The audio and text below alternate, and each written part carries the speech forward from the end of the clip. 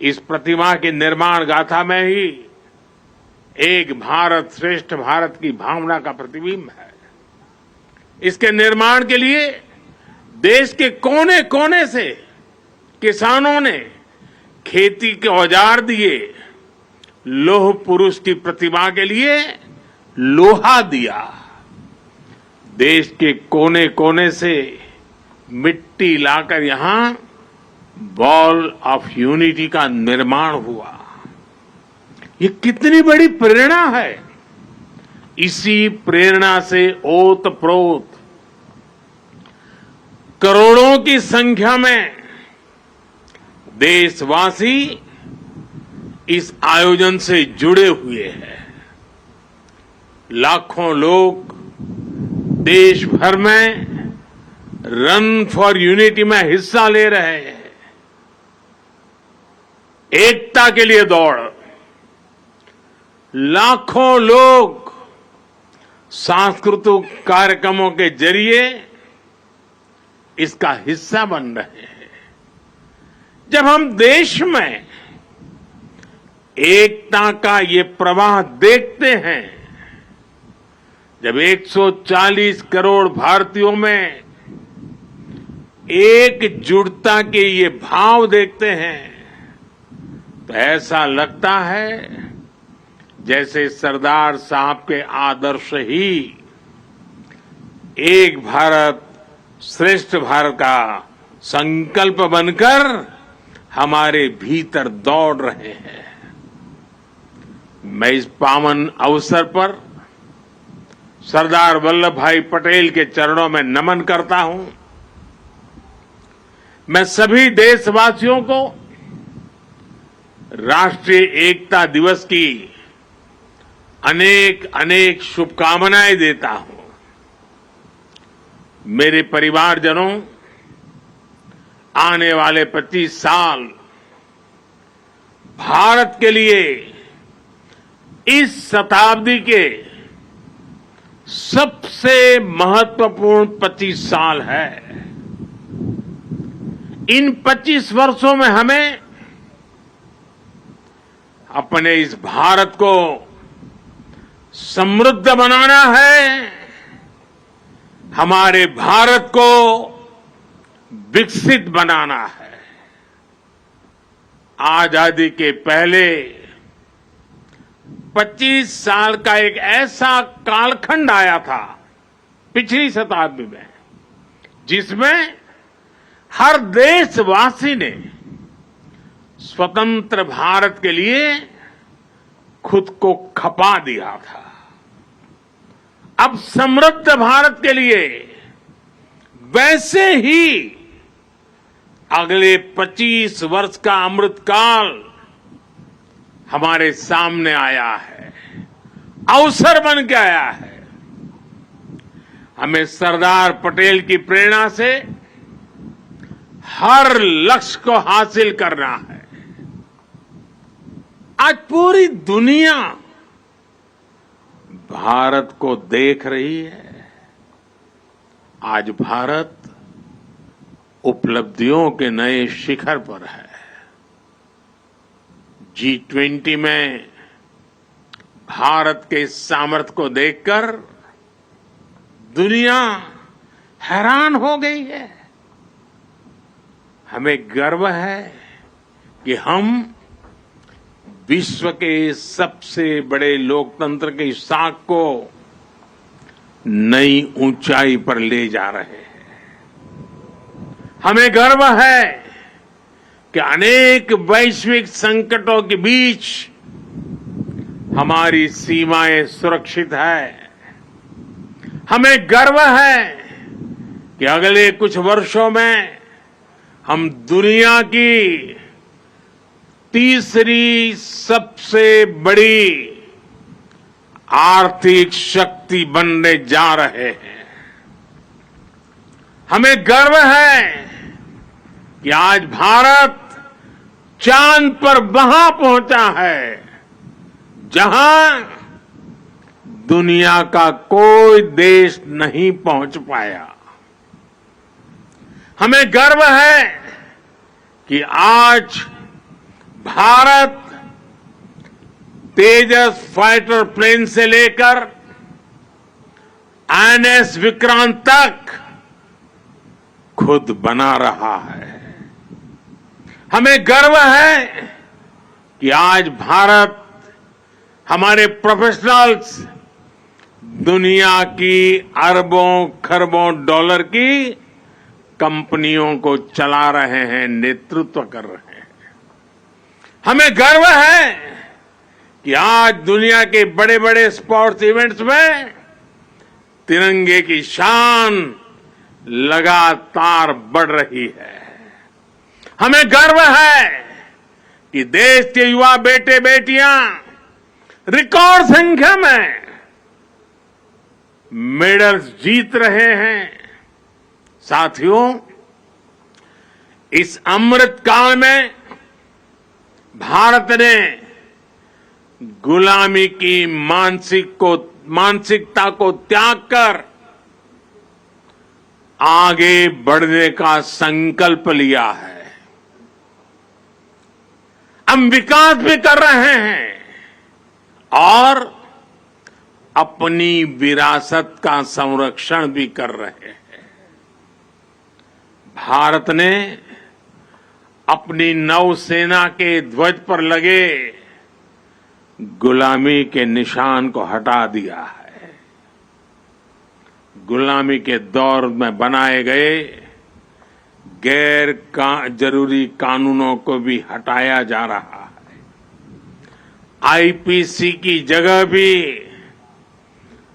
भारतीय न्याय संहिता लाई जा रही है। इंडिया गेट पर जहां कभी विदेशी सत्ता के प्रतिनिधि की प्रतिमा थी, अब नेताजी सुभाष की प्रतिमा हमें प्रेरणा दे रही है। साथियों, आज ऐसा कोई लक्ष्य नहीं है जो भारत पा न सके।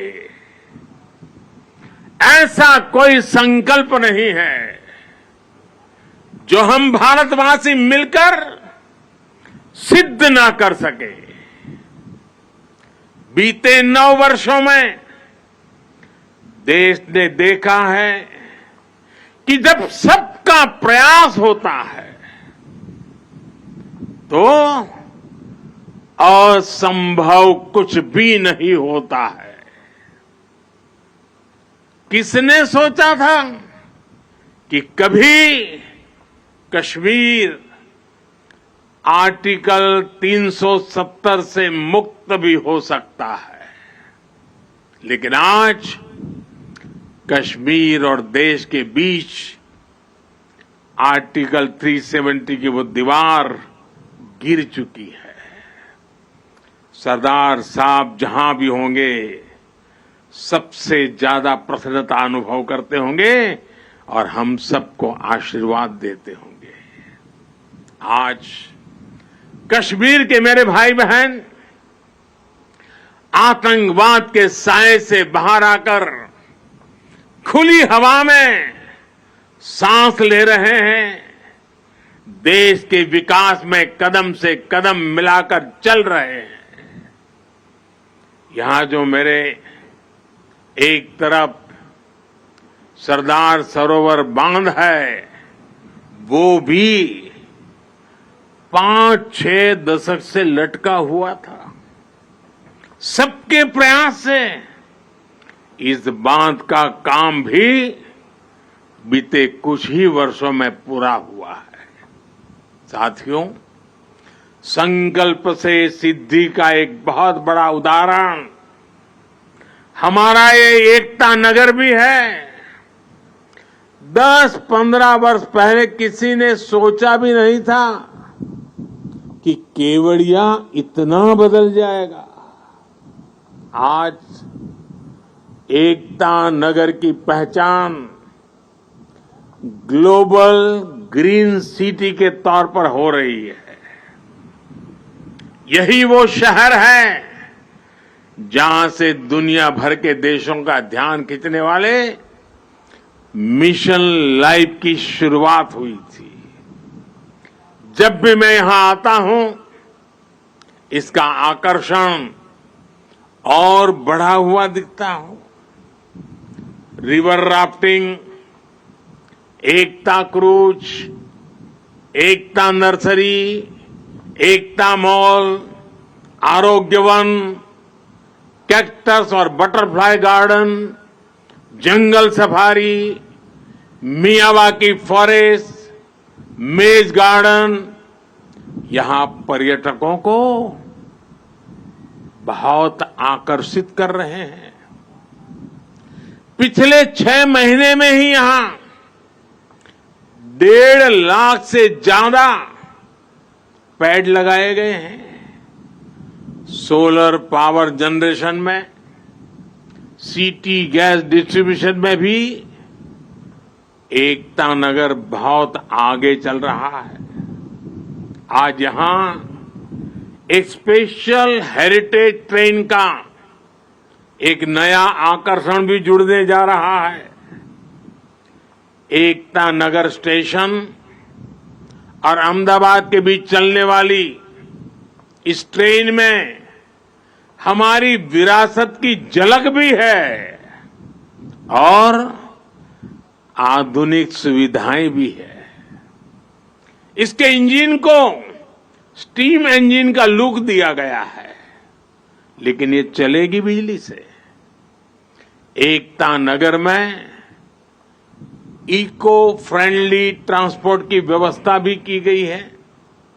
अब यहां पर्यटकों को ई बस, ई गोल्फ कार्ट और ई साइकिल के साथ पब्लिक बाइक शेयरिंग सिस्टम की सुविधा भी मिलेगी। पिछले 5 वर्षों में 1.5 करोड़ से ज्यादा पर्यटक यहां आ चुके हैं और ये संख्या निरंतर बढ़ती जा रही है। इसका बहुत बड़ा लाभ यहां के हमारे आदिवासी भाई बहनों को हो रहा है। उन्हें रोजगार के नए साधन मिल रहे हैं। साथियों, आज पूरा विश्व भारत के संकल्प की दृढ़ता को, भारतवासियों के पौरुष और प्रखरता को, भारतीय जनशक्ति की जिजीविषा को आदर और विश्वास से देख रहा है। भारत की अविश्वसनीय, अतुलनीय यात्रा आज हर किसी के लिए प्रेरणा का केंद्र बन चुकी है। लेकिन मेरे प्यारे देशवासियों, हमें कुछ बातों को कभी भी भूलना नहीं है, उसको सदा सर्वदा याद भी रखना है। मैं आज राष्ट्रीय एकता दिवस पर प्रत्येक देशवासी से इस बारे में मेरे मन के भाव आज उनके सामने मैं प्रकट करना चाहता हूं। आज पूरी दुनिया में उथल पुथल मची हुई है। कोरोना के बाद से कई देशों की अर्थव्यवस्था की हालत चरमरा गई है, बहुत खराब है। बहुत सारे देश 30-40 सालों की सबसे ज्यादा महंगाई से आज जूझ रहे हैं। उन देशों में बेरोजगारी लगातार बढ़ रही है। ऐसी परिस्थिति में भी भारत दुनिया में अपना परचम लहरा रहा है। हम एक के बाद एक चुनौतियों को पार करते हुए लगातार आगे बढ़ रहे हैं। हमने नए रिकॉर्ड बनाए हैं, हमने नए पैमाने भी बनाए हैं। पिछले 9 साल में देश जिन नीतियों और निर्णयों के साथ आगे बढ़ा है, उसका प्रभाव भी आज जीवन के हर क्षेत्र में देख रहे हैं। भारत में गरीबी कम हो रही है। 5 वर्ष में 13.5 करोड़ से ज्यादा लोग गरीबी से बाहर आए हैं। हमें विश्वास मिला है कि हम देश से गरीबी को खत्म कर सकते हैं और हमें इसी दिशा में निरंतर आगे बढ़ते ही रहना है। और इसलिए प्रत्येक भारतवासी के लिए ये समय बहुत महत्वपूर्ण है। किसी को भी ऐसा कोई काम नहीं करना है जिससे देश की स्थिरता पर आंच आए। हमारे कदम भटकने से हम लक्ष्य से भी भटक जाएंगे। जिस परिश्रम से 140 करोड़ भारतीय देश को विकास के पथ पर लेकर आए हैं, वो कभी भी व्यर्थ नहीं होना चाहिए। हमें भविष्य को ध्यान में रखना है और अपने संकल्पों पर डटे रहना है। मेरे देशवासियों, देश के पहले गृह मंत्री होने के नाते सरदार पटेल देश की आंतरिक सुरक्षा को लेकर बहुत सख्त रहते थे। लोह पुरुष थे ना। पिछले 9 वर्षों से देश की आंतरिक सुरक्षा को कई मोर्चों से चुनौती मिलती रही है, लेकिन हमारे सुरक्षा बलों की दिन रात की मेहनत भी और उसकी वजह से देश के दुश्मन अपने मंसूबों में पहले की तरह कामयाब नहीं हो पा रहे हैं। लोग अब भी उस दौर को नहीं भूले हैं जब भीड़ भरी जगहों पर जाने से पहले मन शंका से भर जाता था। त्योहारों की भीड़, बाजार, पब्लिक प्लेस और जो भी आर्थिक गतिविधियों के केंद्र होते थे, उन्हें निशाना बनाकर देश के विकास को रोकने की साजिश होती थी। लोगों ने ब्लास्ट के बाद की तबाही देखी है, बम के धमाकों से हुई बर्बादी देखी है। उसके बाद जांच के नाम पर उस समय की सरकारों की सुस्ती भी देखी है। आपको, देश को उस दौर में वापस लौटने नहीं देना है। हमारे सामर्थ्य से उसे रोकते ही रहना है। जो लोग देश की एकता पर हमले कर रहे हैं, हम सभी देशवासियों को उन्हें जानना है, पहचानना है, समझना है और उनसे सतर्क भी रहना है। साथियों, देश की एकता के रास्ते में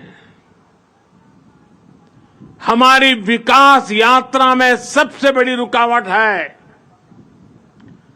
तुष्टीकरण की राजनीति।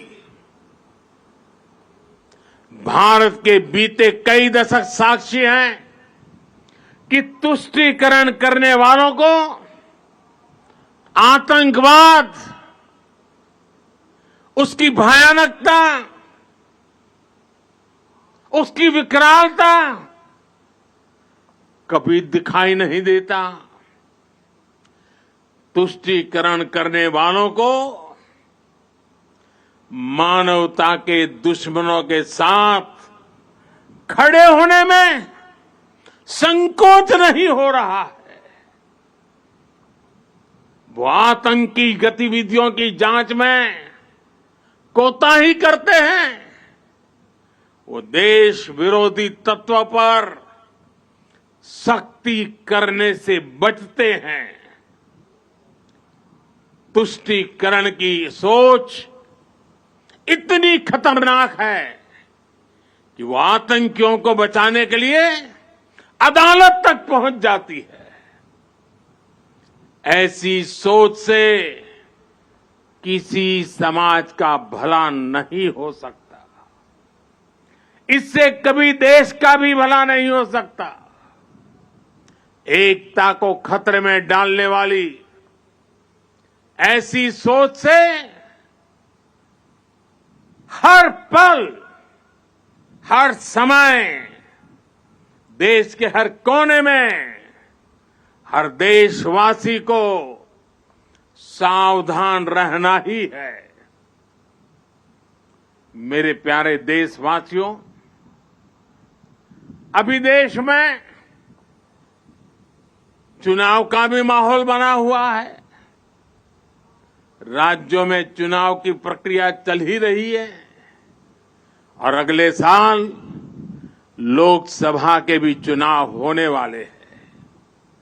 आपने देखा होगा कि देश में एक बहुत बड़ा पॉलिटिकल धड़ा ऐसा है जिसे सकारात्मक राजनीति का कोई तरीका नहीं दिख रहा।